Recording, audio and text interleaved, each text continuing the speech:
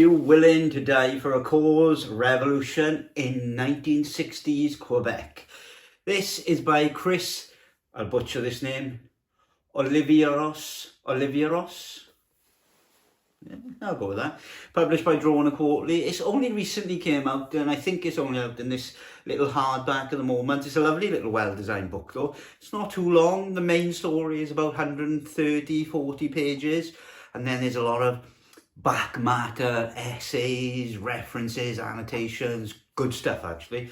But yeah, this book is wonderful in every way. I really enjoyed it in every way, because first and foremost, it's a non-fiction book, which, as many of you viewing the channel will already know, that I love non-fiction books, because non-fiction stories, when they capture you and intrigue you and show you something that you didn't know, I think they have much more of a punching impact on me, at least anyway. But this book follows 3 stages and 3 iterations of a terrorist organisation in Quebec in the 1960s. The organisation is kind of the Quebec Liberation Front, but they'll go by the acronym FLQ in this book, as the author states in the beginning. The book outlines quite a lot, actually, in very good ways, how French Canadians are basically second-class citizens within their own country, and so they're treated very differently, they're educated in a very different way. They essentially haven't got access to the same level of wages, to the same level of education as Anglo-English Canadians have. And so it creates this problem where French Canadians are almost trying to fight for their rights peacefully, but then a lot of them are being kind of more forceful with that. A lot of them are searching for other more forceful, immediate results for their cause. A lot of them are inspired by Fidel Castro and Che Guevara and all that. And they're inspired with how these small groups of people liberated the countries and took over the countries and showed a new way of living to people. So they have very rose-tinted spectacles on for their revolutionary heroes, really. The FLQ is really inspired by a lot of average men, a lot of, working class men who are just feeling like they are being trodden upon left, right and centre. They feel totally disenfranchised with their city and their home. And so some of them get the idea to start to bomb government institutions and things like that, and military institutions, to try and, in effect, change what's going on and try and force people to change their ways, really, and to recognise French Canadians' plights and to change. But obviously it doesn't go quite to plan, really. They are incredibly naive in their approach to it. They've almost looked at their past revolutionary heroes and gone, oh, we can do that, and started designing bombs and started creating plans without much thought, without much kind of emphasis on the impact to the city itself and other people involved in the crossfire. The book is separated into 3 kind of broad sections, with each section being one iteration of the FLQ. And so the first is obviously the foundations, the start of it, how they're kind of just, designing bombs in their living room and bombing things and, filling Molotov cocktails and chucking them at different buildings. And the author should be really commended on their very grounded approach to the whole subject, because what happens is, early on, he introduces this fictional mechanic, really, that he's discovered lost interview tapes from this lost documentary about the FLQ. That bit's fictionalised as he goes into the back, but ultimately what he does is he then portrays the book as interviewing pivotal people from the time, mayors, members of the FLQ, all of that. And all of that information is pretty much factually true. It's from, historical records, autobiographies, news reports, all those types of things. And so you get the story of the FLQ from multiple different points of view, and even the contradictory elements. So, the leader having one opinion on how an event went and the mayor having another opinion on how an event went. And you kind of get to decide, because again, the author does a great job in laying down all of the different iterations of the story and all of the atrocities carried out and everything, but he never puts any kind of judgment in place, never puts his own opinion forward. He allows you to do that yourself, you know, so he doesn't tell you that the terrorists are bad. He doesn't tell you that the government is lying. He doesn't tell you any of this stuff.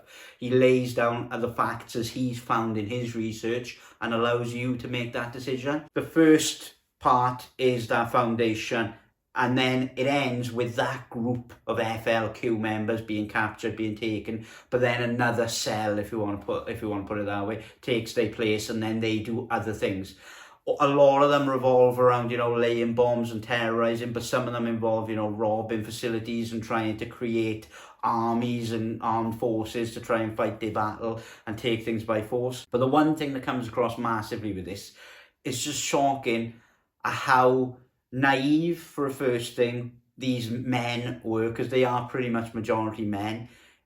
How desperate they were as well to try and enact change and to try and change a very unfair and unjust system. And there's no sugarcoating that, really. They were fighting a cause that needed to be fought, but not in this way necessarily, but they saw no other way of doing it.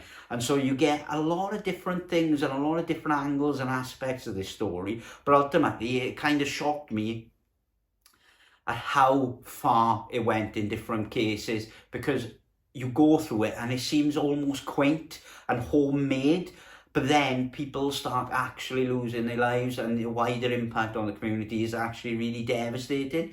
And so it gets very serious, and you kind of, but it's still very homemade and very low key. It's a really interesting book, I think. I was thoroughly kind of enthralled by it from start to finish.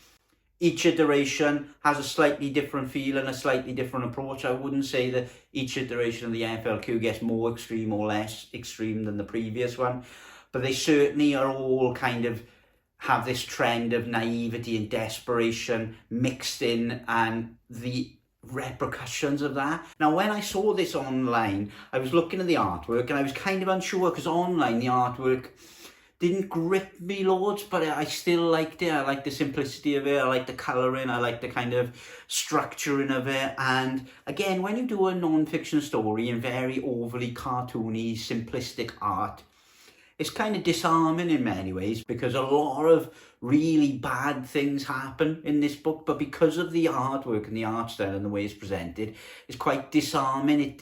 It has an impact, but again, whereas like if it was a gruesome, realistic, artistic portrayal of what was happening, it might almost be kind of off-putting and you can see what's coming.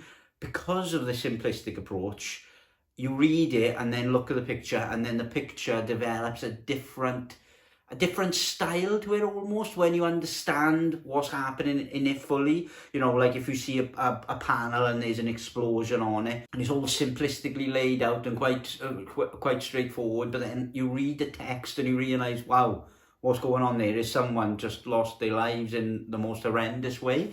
And again, the art style really lends well to the story, I think, and it adds a little bit of comedic effect when needed, because ultimately the story isn't a comedy at all, you know, but there's a lot of farcicality around it, there's a lot of stupidity around it, and there's a lot of things that go wrong that kind of will make you chuckle going through it, because you laugh at just the ridiculousness of people's opinions and their approaches to the situation. At the end of the book, there is an amazing kind of, you know, set of, you know, I would call them like academic historical articles, because, you know, they footnoted and researched really well.